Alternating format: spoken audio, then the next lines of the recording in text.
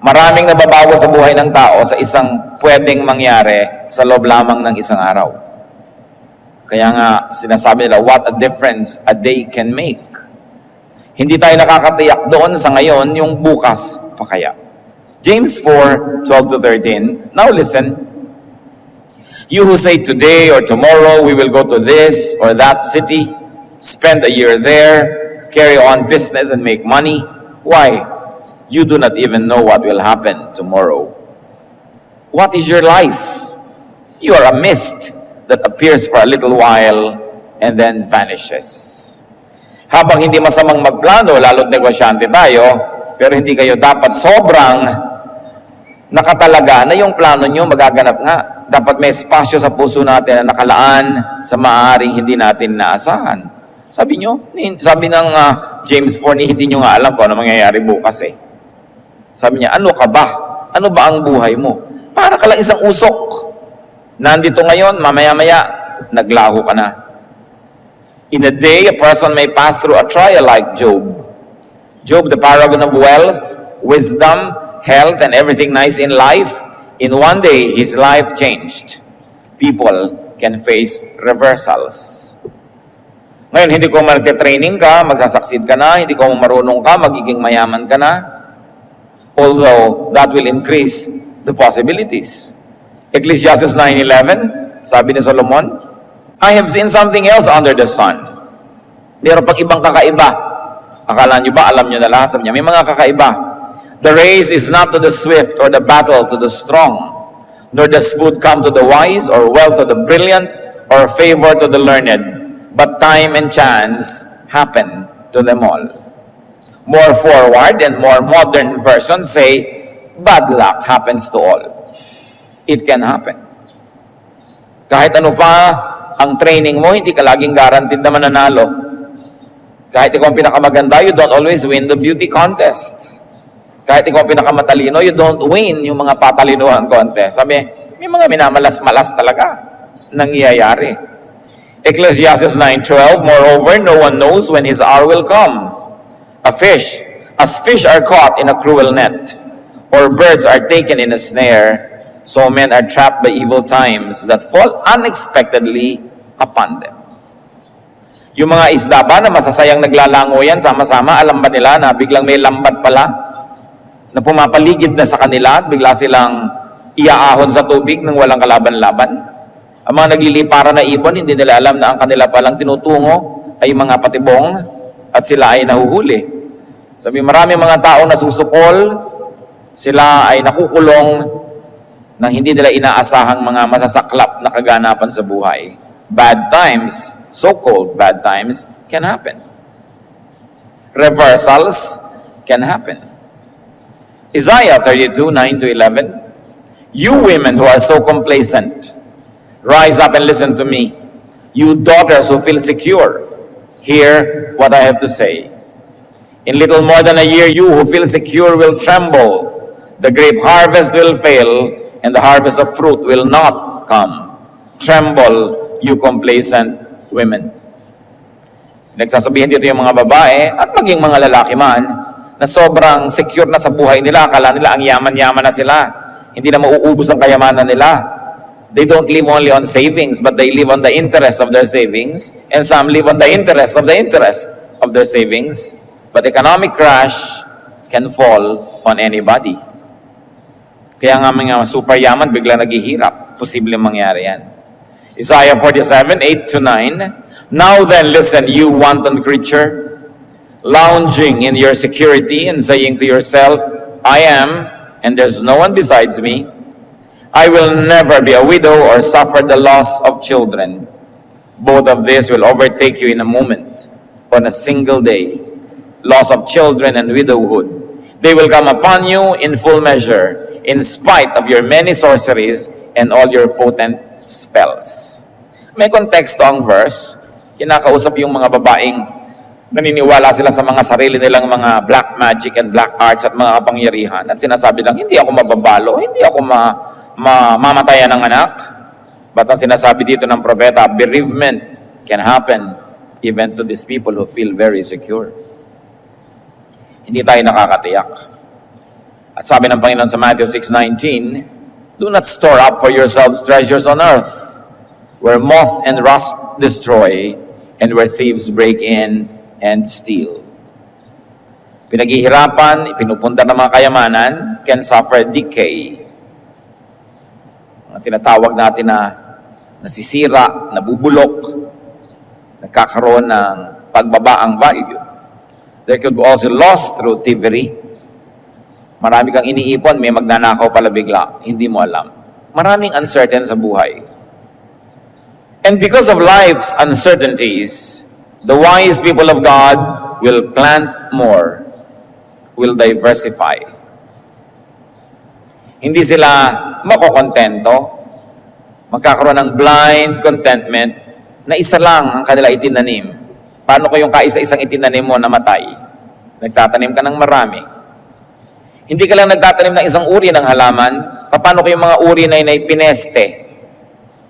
Nagtatanim ka ng iba't ibang uri ng mga halaman, so you diversify. Do not be complacent. Huwag kang masyadong sitting pretty, relax na relax, at masyadong secure. Kaya ang sabi sa Ecclesiastes 11:6, "Sow your seed in the morning, and at evening let not your hands be idle, for you do not know which will succeed, whether this or that, or whether both will do equally well." Oo, magtanim ka sa umaga habang maliwanag, pero sa gabi, sabi niya, huwag ka pang magpahinga agad-agad.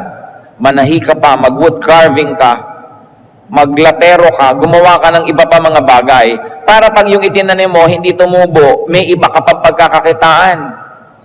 Hindi pwedeng iasa sa isang bagay lang ang buong buhay mo, sapagkat maraming pagbabagong nagaganap at madalas sa kanila hindi inaasahan. In common language, you say, don't put all of your eggs in one basket. And extend that, don't put all of your eggs in one person. Huwag mong iasa ang buong kaligayahan mo, buhay mo, security mo sa isang tao. Kahit mahal mo siya at kahit mahal ka niya. Kasi ang pagmamahal ko, minsan ay kumukupas.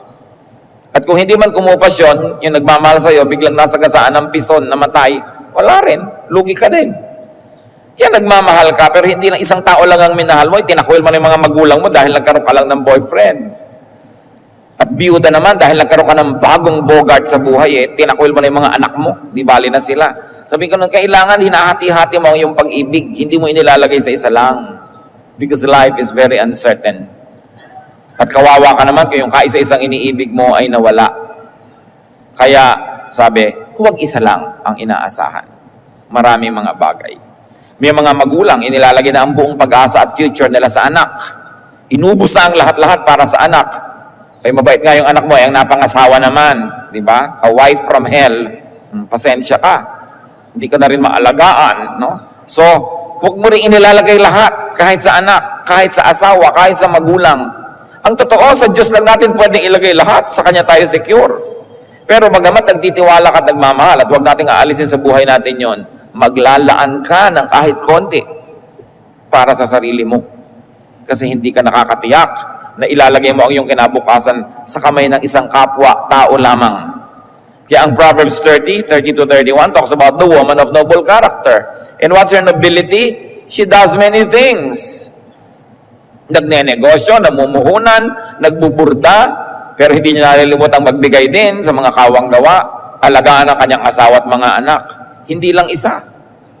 May mga babaeng ang galing sa business, pero tingnan mo ang bahay, parang sumabog na bulkan, ang gulo-gulo.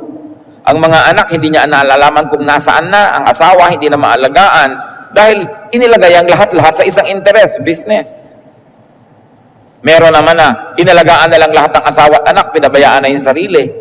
Kaya tuloy pag siya itong nakalimutan, sobra din siyang lugi. So sow your seed in the morning, and at evening, let not your hands be idle, for you do not know which will succeed. Marami ka dapat alkansya, hindi mo alam kung alin doon ang butas. Hindi mo alam kung alin ang mawawala.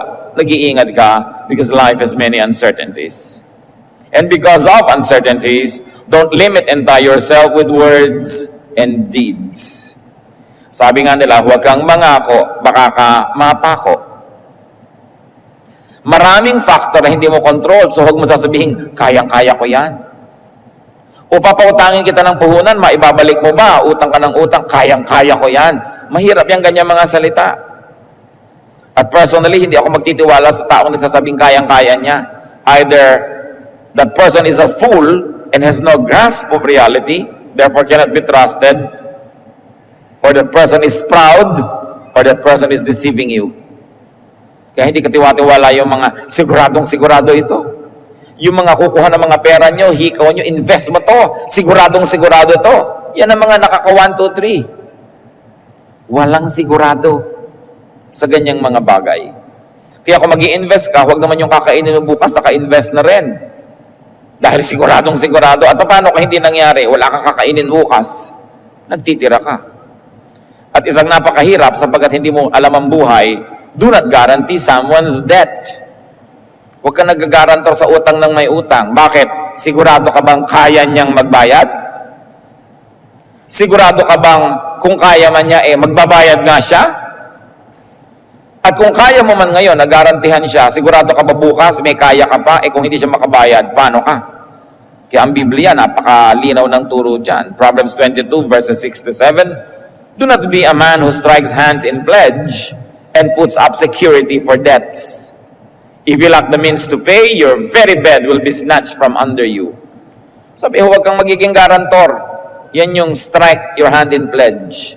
May umuutang si A kay B, sasabihin mo kay B, sige, pag hindi siya nakabayad, ako magbabayad. Yun yung garantor. Sabi, huwag niyong gagawin yan. Pagka hindi ka nakabayad at hindi siya nakabayad, pati higaan mo, hihilahin ng mga tao, wala kang mahihigan. Kaya mag-iingat ka sa lagi ka namamagitan between ang nangungutang and nagpapautang, ikaw yung nasa gitna, magulo yan. Yung may mag-a-apply ng trabaho, tapos may nangangailangan ng trabahador, ikaw yung maglalagay ng recommendee. Pagka hindi maganda yung performance ng empleyado, sa'yo nagagalit yung employer. Pagka hindi maganda yung performance ng employer, sa'yo magsusumbong yung empleyado.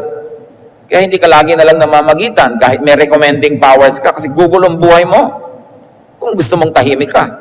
Ngayon, kung may mga mangilan-ngilan na worth to take risks for, magpakabayani ka. Pero dapat handa ka na maaring maiba lahat yan. Siyempre, nangungutang, matamis ang labi, may dala pang leche plan. Pero pag nakautang na yan, nakakatiya ka ba na mabait pa rin yan sa'yo? No, you are not sure. Hindi ko sinasabi huwag kayo magpahiram o magpautang, pero ihanda nyo ang loob nyo na hindi yan magbabayad. Be prepared for the worst. Para hindi ka kawawa. Isa pa na huwag tayo itong napapako sa salita. Never say never. We do not know. Sabi nga ng mga sa matatanda, huwag magsasalita ng tapos. Baka ka makapos. Sa Ingles, do not talk finish. Nadinig ko yung isang classmate ko nung araw sa inyo, do not talk finish. Ako, ano? Huwag ka magsasalita ng tapos. Ha, ganun ba yun? Basta do not talk finish. James 5:12, let your yes be yes and your no be no, or you will be condemned. Huwag kang nagpa-final dahil hindi mo alam. May mga magulang, naku, sa anak ko, pag sa kanya nangyari, itatakwil ko yan. Malay mo, mangyari nga. Huwag tayo nagsasalita ng ganyan. And do not swear. James 5:12, above all, my brothers, do not swear. Not by heaven, or by earth, or by anything else. Why? Because you do not know. You are not sure. Still with words and deeds, do not commit too much and too soon. Huwag kayo agad-agad na nagko-commit. Nanangako. Tapos sabi sa'yo, di ba pangako mo? Di ba sabi mo? Proverbs 6:1-4, my son, if you have put up security for your neighbor, if you have struck hands in pledge for another, if you have been trapped by what you said, and snared by the words of your mouth, then do this, my son, to free yourself, since you have fallen into your neighbor's hands. Go and humble yourself, press your plea with your neighbor. Allow no sleep to your eyes, no slumber to your eyelids. Free yourself like a gazelle from the hand of a hunter, like a bird from the snare of a fowler. Nakakita na ba kayo ng usa na hinuli ng isang hunter? Talagang lahat ng lakas niyan gagawin para humulagpos, para makawala. At yung ibon na natrap, talagang magkakakampay, lilipad, pipilitin niyang makawala. Sabi, kung nakapagsalita kayo't nakapangako at nakapag-guarantee, bawiin niyo agad. Huwag kayong matulog, huwag kayong magpahinga, palayain nyo inyong sarili sa pagkakaimbilanggo dahil sa inyong salita. Kami yung ganun. Mahirap yung nagko-commit ka. Very especially when people want something from you, when people want your yes, keep your options open. Don't say yes at once. May gusto makipag-date sa'yo, don't say yes. Say, I shall see. Baka ngayon, gusto mo, bukas ayaw mo na pala, nag-yes ka na. Huwag kang commit ng commit. Kasi mahirap umatras. Pagka ikaw ay may kapangyarihan, ikaw ay boss, ikaw ay may kayamanan, may impluensya, ang mga tao laging gustong ikaw ay paikutin para yung lakas mo magamit nila, ma-exploit ka nila. So you say, I shall see. I shall think about it. May gusto mag-recommend sa'yo, tanggapin mo naman to sa trabaho. You say, I shall see. Let me study. Huwag kayong yes ng yes. Kasi naka-yes ka na, tapos saka mo palang malalaman yung mga disadvantages. Kawawa ka ngayon. Because of life's uncertainties, be kinder. Be gentler. Or if you are not yet kind, be kind. Be gentle. 1 Thessalonians 5:15, make sure that nobody pays back wrong for wrong, but always try to be kind to each other and to everyone else. Why be kind? Because maybe today you can afford to be kind. Why gentle? Maybe today you can afford to be gentle. You do not know if you could afford the same thing tomorrow. So now that you can plant, gawin mo na. Pwede ka magpautang ng loob ngayon, di magpautang ka na ng loob para kung bukas ikaw nangangailangan naman ng konting sukle, may naipautang ka na. Habang kaya mo maging mabuti at maging mabait, gawin mo na, hindi ka sure kung bukas kaya mo pa yon. Meron ka ngayon pwedeng ibigay, give to people. Nakapagbigay ka na. Bawian ka man ng kapalaran, nakapagtanim ka na sa iba.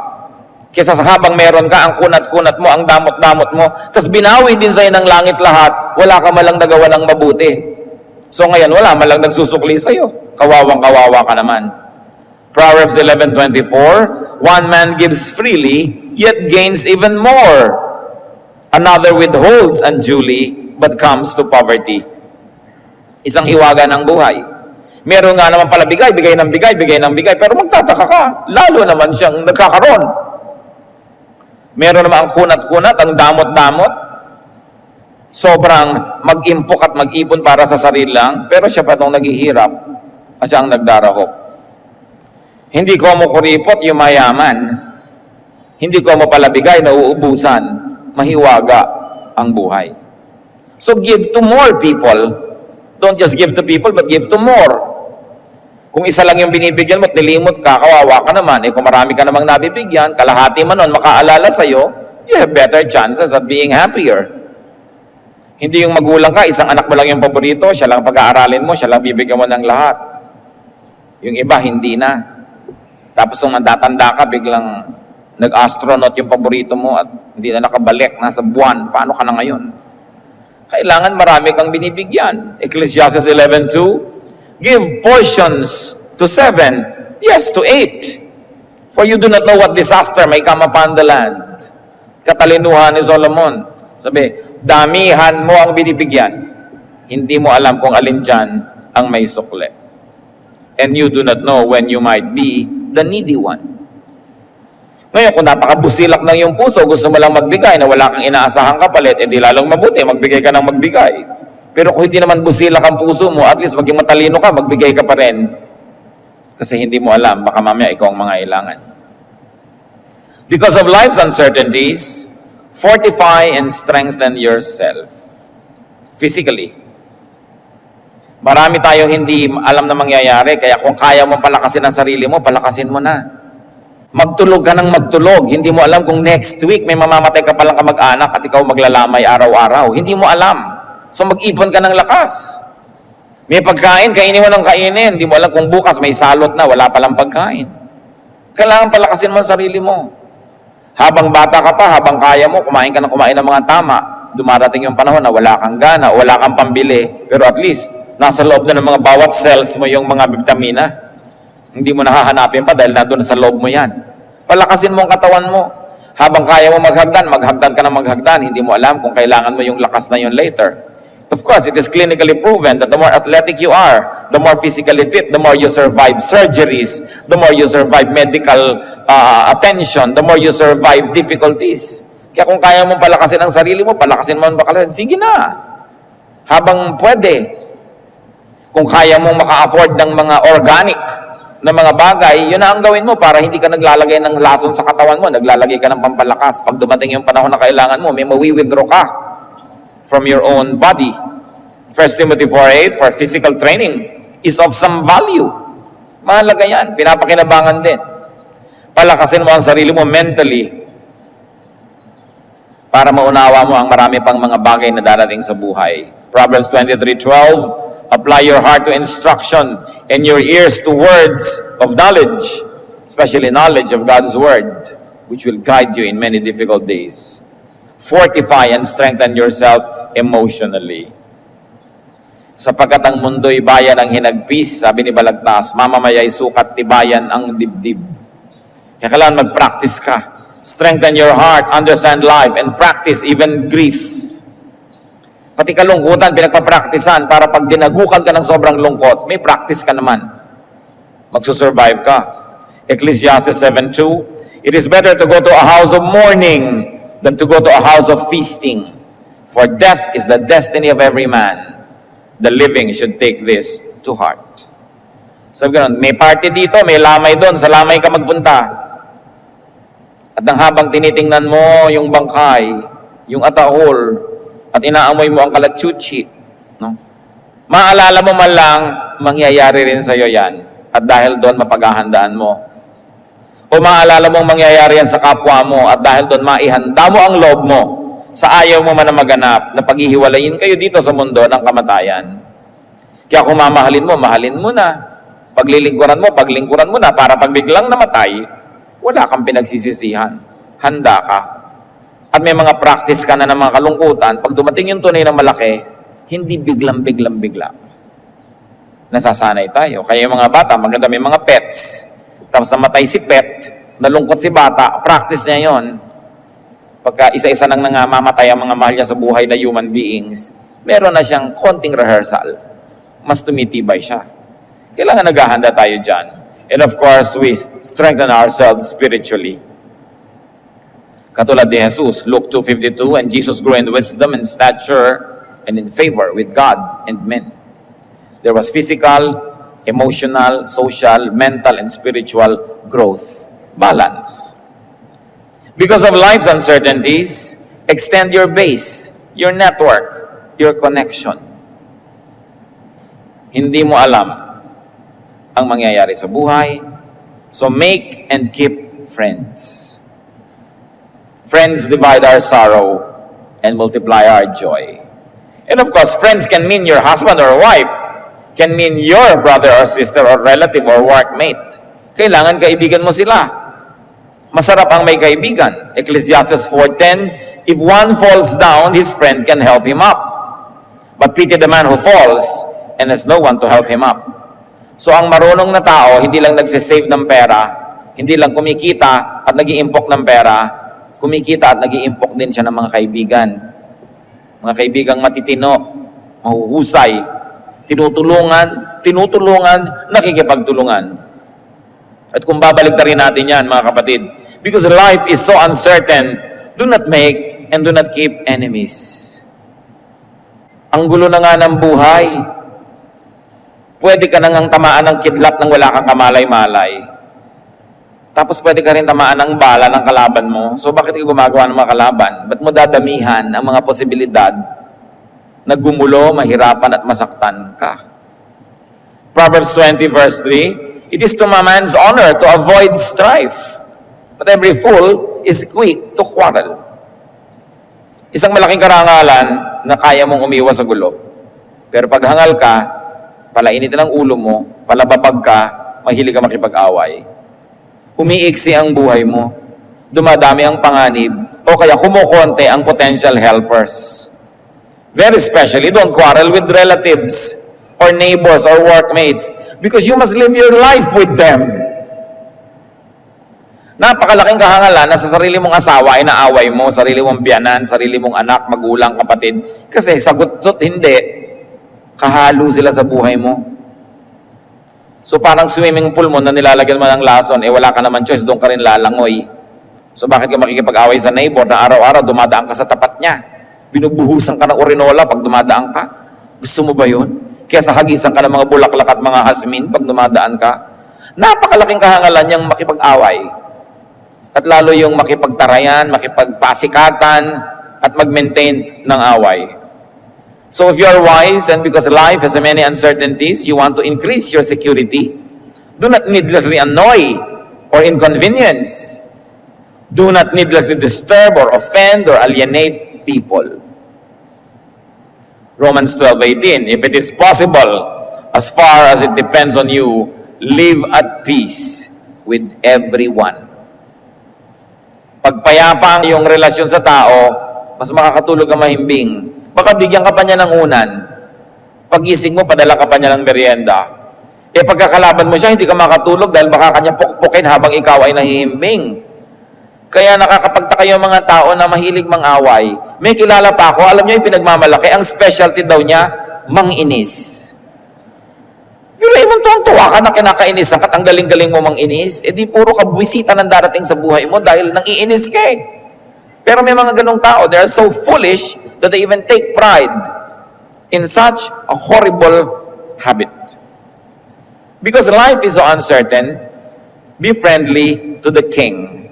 Be friendly to the powerful. Liba na lang, sobrang sama na ng powerful na hindi ka na kailangan makipag-friends dahil pag pinarusahan siya ng impyerno, madadamay ka na. Proverbs 24:21-22. Fear the Lord and the king, my son, and do not join with the rebellious. For those two will send sudden destruction upon them, and who knows what calamities they can bring. This is a very personal counsel. Unless grave morality is already at stake, be friendly with those who are powerful because they can harm you. Yung iba nakakapagtaka, kamag-anak, may yumayaman na kamag-anak, umaasenso, dahil naiinggit, inaaway, hindi pinapansin. Hindi mo alam, mamaya, na emergency ka, kailangan mo ng pera, siya pala makakatulong sa'yo. Bakit mo inaaway? Yung mga iba, pag umaasenso na yung kaibigan nila o kamag-anak, nilalayuan. O kaya ipinapakita, hindi ako impress sa'yo. Wala kang kwenta sa akin. Samantalang, ang dami-dami nilang mapapakinabang kung friendly sila with those people. Umaandar kasi pride, foolishness. Tsaka kung minsan, nakikita mo halba sa mga kamag-anak mo, sa mga kaibigan mo, meron talagang may potential umasenso. Abay, kung marunong ka, kung hindi mo man yun awayin o hindi ka man makipag-friend sa kanya, at least huwag mo siyang awayin. Kasi makapangyarihan siya eh. Kung masyado kang idealistic, mangga ka ng mangga sa power, pwede ka siguro magka-monumento, pero patay ka rin. Ano mo naman yung monumento mo na patay ka? No? So, hanggat maaari, be at peace with people who have force or power, especially over you. Marami mga mayayabang na empleyado, nakikipag-away sa manager, tapos magre-resign, tapos gutom. Tanong ng tanong, huy, hanap naman akong trabaho, bakit nakaaway kayong manager ko? Ano naman ang guarantee ko na hindi mo aawayin yung susunod? Ako pa ang re-recommenda sa'yo, tas ganyan yung ugali mo, wala kang makasundo. Alam nyo, talagang ang point of view lagi ng mga nasa baba, napakasama nung nasa taas. Ang point of view naman ng nasa taas, napakatamad nung nasa baba. Laging ganun yun. Magkaiba ng point of view yan. No? Kasi magkaiba yan ang hatian sa tubo ng kumpanya eh. So magkaiba yung pananaw. Pero tandaan nyo, empleyado kayo, magpakadino kayo, makipagkaibigan kayo sa mga may kapangyarihan sa inyo. Hindi ang yabang-yabang mo. Meron nga isang nag-text sa akin isang araw, hanap nyo naman akong trabaho, bakit? Ang yabang-yabang ng supervisor ko. Nasa pawa ng yabang mo. No? Kaya naiinis ka dahil mayabang ka rin. Siyempre, kaya ka naiinis sa mayabang. Ang magnanakaw ay galit sa kapwa magnanakaw. Pero habang nandun ka, kailangan mo yung trabaho, magpaka-humble ka. Kailangan mo eh. Ang tao kailangan marunong. Hindi pride mo lang lagi ang papaandarin mo. At ang daming ganyan, resign ng resign. Tapos gutom.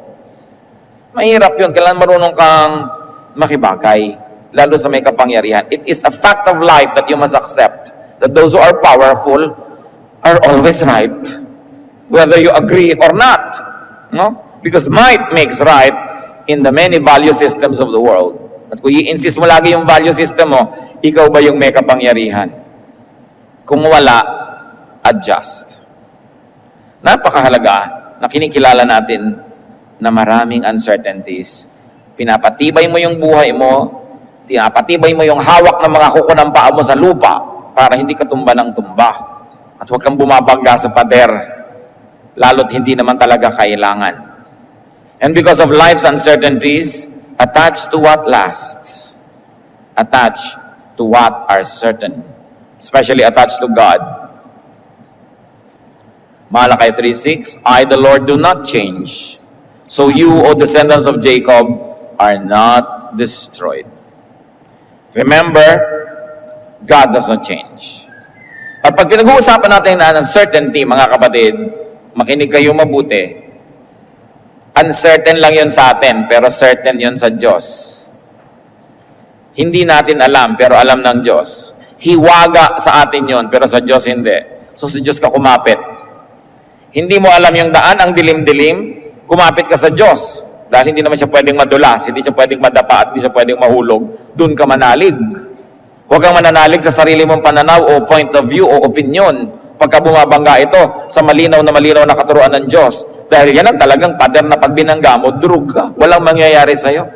Sumunod ka na lang. Napakaraming patotoo sa ating paligid.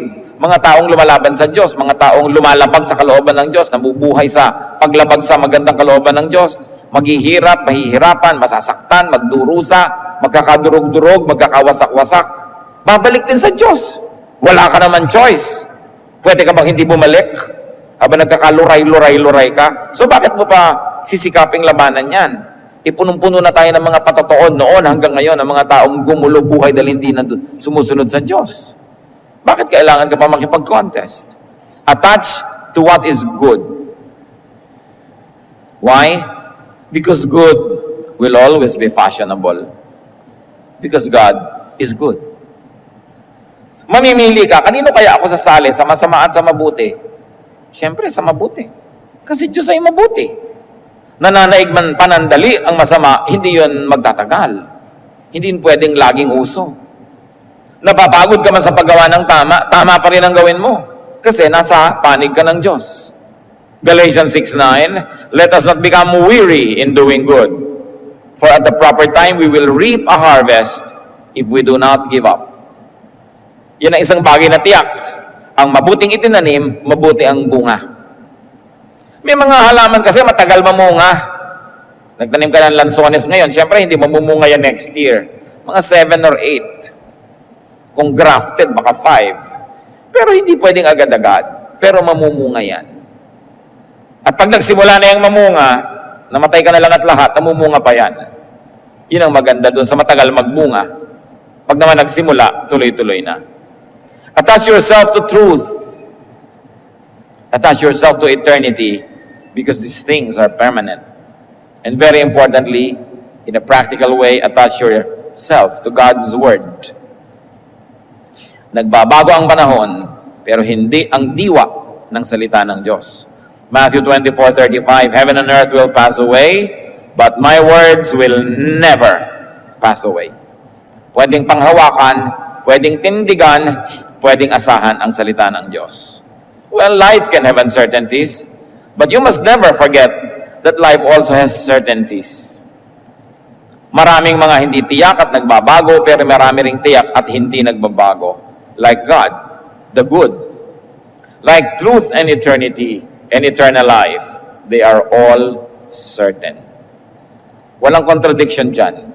May certain, may uncertain. At lahat nung nandito sa kabilang dulo at nandito sa kabila at nasa pagitan nila, lahat yon totoo pa rin. Truth and reality is not just a point because truth and reality can be bipolar. Two distant points and all other points between them are all equally real. Nakakalungkot yung tao na isa lang ang point of view, ito lang naiintindihan. Yung kabaligtaran, hindi. Hindi niya tuloy na-appreciate yung mga nuances between. Hindi laging black or white lang ang buhay. Talagang may mga shades of meaning.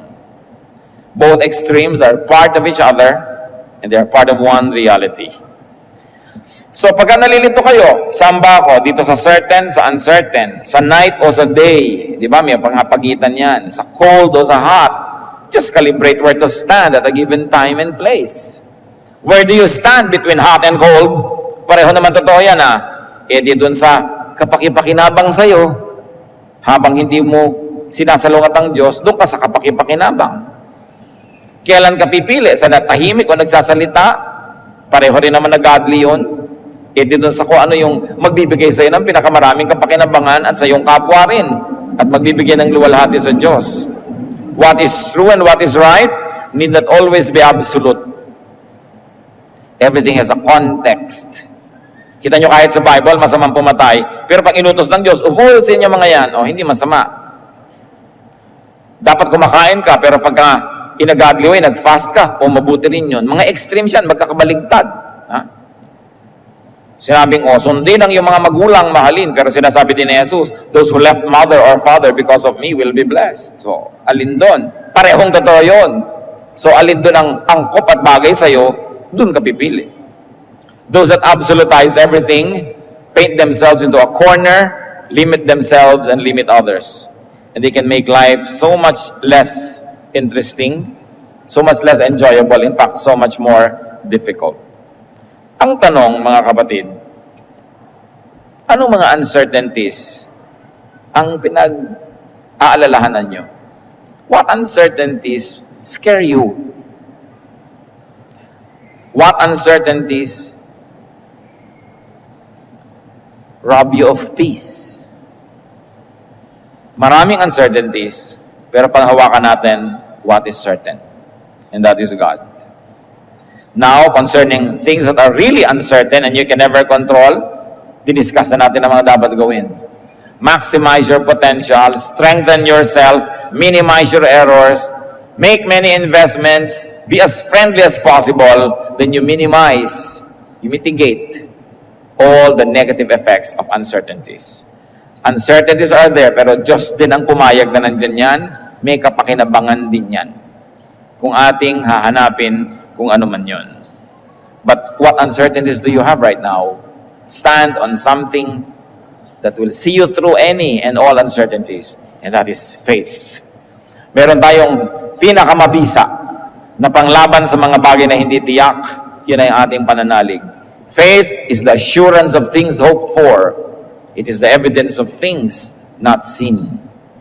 Kaya kung meron tayong pananalig, lakasan pa yan, payamanin, lakasin, sapagkat yan ang tunay natin na proteksyon laban sa mga uncertain things in our lives. Ama namin sa langit, ano man ang mga uncertainties na nagpapahirap sa loob ng iyong mga anak? Nagbibigay ng mga takot, alalahanin, pangamba, pag-aalala. Paalala mo sa amin, Lord, na nandyan kayo, you are God, you are permanent, you are certain, your words can be relied upon. Ituro mo sa amin, Panginoon, na unang-una sa iyo sumandal, sa iyo manalig, sa iyo sumunod. At hayaan namin maghari sa buhay namin yung diwa na yung salita, na ma-apply namin ito sa paraan na productive, fruitful, good for us, and glorifying to you, and also good to our fellow men. Payapain mo kami, palakasin, laban sa mga bagay na hindi tiyak. At turuan mo kaming tibayan ng paghawak sa iyo, kayo na tiyak, na tiyak, na tiyak. At nawa, Panginoon, dahil maraming mga bagay na hindi tiyak sa buhay, maging marunong kami, patibayin ang sarili, damihan ng aming mga kakampi, ubusin o alisin namin ang pakikipag-away, at nang sa ganon, mas maraming pagkakataon na pasukin kami ng grasya kaysa gulo.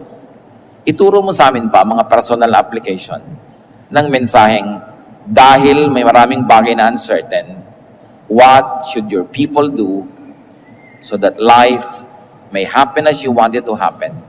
We can be what you want us to be, and we can live to the fullest and give you maximum glory. Magbulay-bulay tayo, mga kapatid. What will you do? Because life is full of uncertainties.